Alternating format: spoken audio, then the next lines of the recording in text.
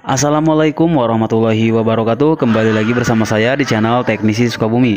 Gimana kabar kalian semuanya guys? Semoga dalam keadaan sehat selalu.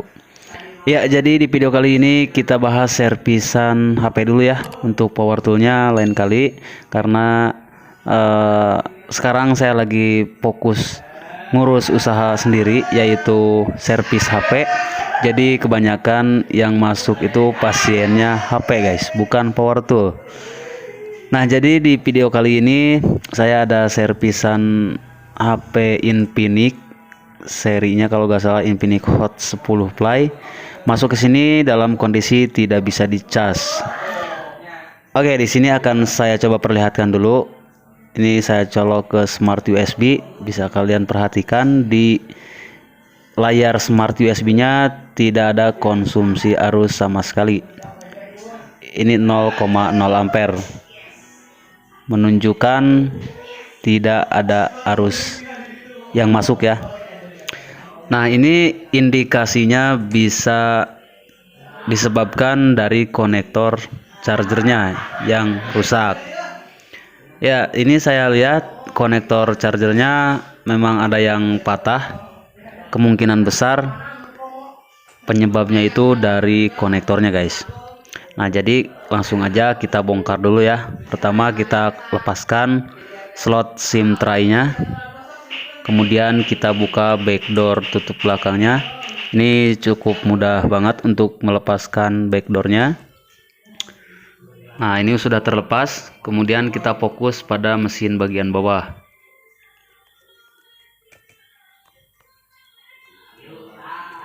Oke, kita lepaskan sekrup-sekrupnya dulu. Ini kondisinya masih segel ya, belum pernah diservis. Jadi baru kali ini diservis nih guys. Kata si pemiliknya, ini punya tetangga saya ya. Katanya sih udah seminggu gak bisa dicas, jadi didiemin aja. Dan baru sekarang dibawa ke sini guys. Jadi sekalian aja langsung saya jadikan konten. Oke, kemudian kita lepaskan soket konektor touchscreen dan konektor antena. Kemudian di sini kita lepaskan juga solderan kabel speakernya ya. Kita lepaskan menggunakan solderan.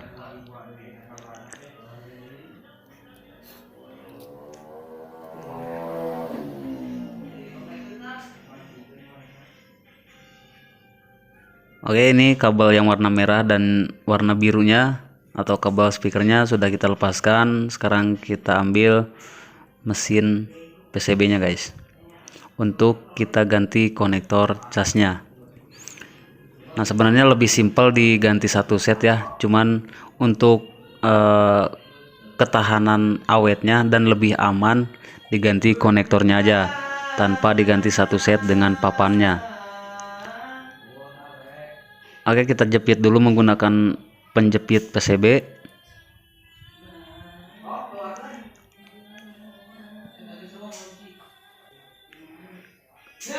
Lalu jangan lupa kita kasih plug dulu sebelum kita blower. Dan di sini akan saya coba solder dulu ya, supaya karena timah yang bawaan pabrik itu keras guys. Jadi ini saya bantu solder dulu, kemudian kita tembak blower. Untuk settingan blowernya ini saya gunakan anginnya 3 dan panasnya 300. Ini setelan yang biasa saya pakai untuk melepaskan konektor cas. Nah, ini konektornya sudah terlepas. Lalu kita rapihkan lubang untuk kaki kelabang konektor casnya menggunakan solder dan solder wick ya, untuk mengangkat timah yang lama. Nah, ini sudah saya rapikan.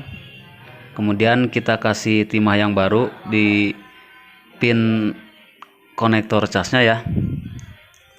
Ini ada 5 pin konektor cas, sudah saya kasih timah sedikit saja. Kemudian ini untuk konektor yang baru yang akan saya pasangkan. Nah, di sini ada 5 pin kuningan ya untuk jalur casnya. Kita kasih plug dulu di bagian kuningan pin konektornya. Kemudian kita kasih timah sedikit. supaya lebih kuat dan lebih mudah juga saat pemasangannya. Nah, ini untuk kaki-kaki pin konektornya sudah saya kasih timah, langsung aja kita pasangkan.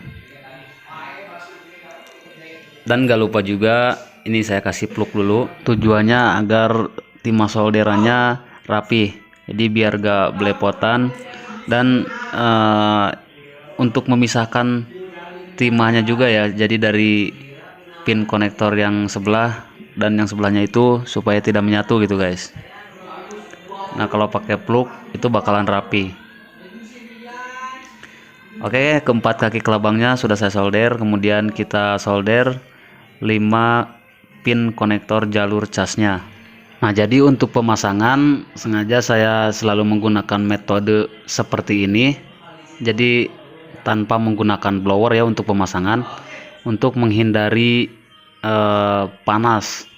Karena kalau menggunakan blower itu di bagian tengah konektor casnya ada yang berbahan plastik, jadi ini untuk menghindari meleleh. Kalau pakai metode seperti ini pasti awet dan aman juga tentunya, dan hasilnya pun lebih rapi.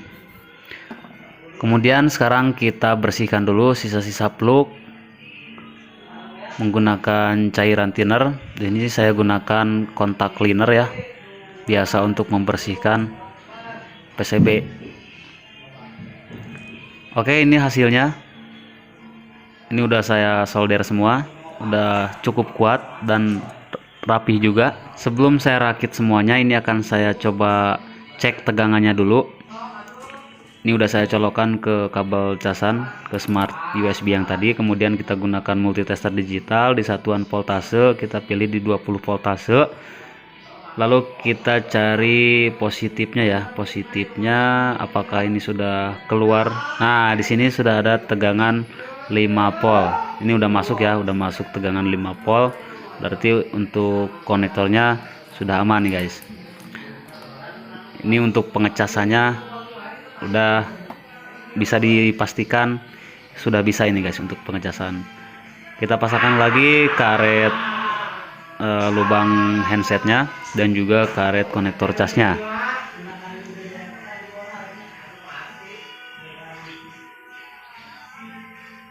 Oke, kita rakitkan lagi. Kita pasangkan konektor touchscreen. Sebelum saya pasangkan konektor touchscreen, ini akan saya solderkan dulu untuk kabel speakernya. Ini yang warna merah tadi di sebelah kanan ya. Nah, di sebelah sini.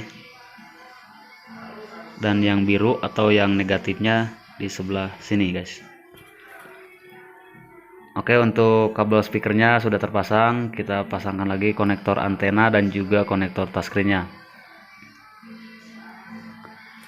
Lalu kita pasangkan lagi untuk tutupnya.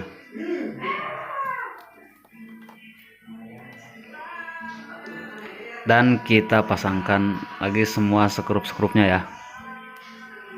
Ini jangan sampai ada yang ketinggalan untuk sekrup-sekrupnya ya. Kalau ada yang kurang lebih baik kita tambahin aja guys.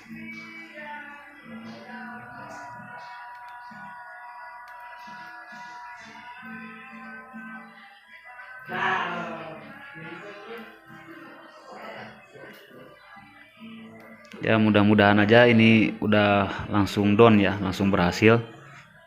Biasanya sih ganti konektor cas aja itu langsung berhasil kalau jalurnya aman ya, kecuali ada jalurnya yang putus.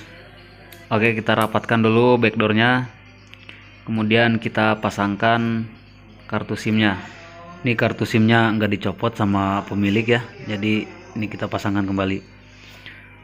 Oke, sekarang langsung aja kita coba colok ke pengecasan.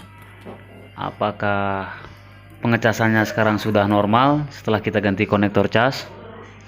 Oh, ini masih keras ya, masih rapat banget. Nah, bisa kalian lihat ini ada arus masuk 0,6 ampere. Kemudian di layar ada lambang pengecasan juga dan lampu indikator nyala juga ya. Nah, sekarang sudah berubah 1,8 ampere. Itu artinya pengecasan sudah normal. Oke, mantap jiwa. Oke, cukup sekian dulu video kali ini dari saya. Semoga video ini bisa membantu dan bermanfaat bagi kalian semua. Mohon maaf apabila banyak kekurangan di dalam video ini. Kita ketemu lagi di video-video berikutnya. Wassalamualaikum warahmatullahi wabarakatuh.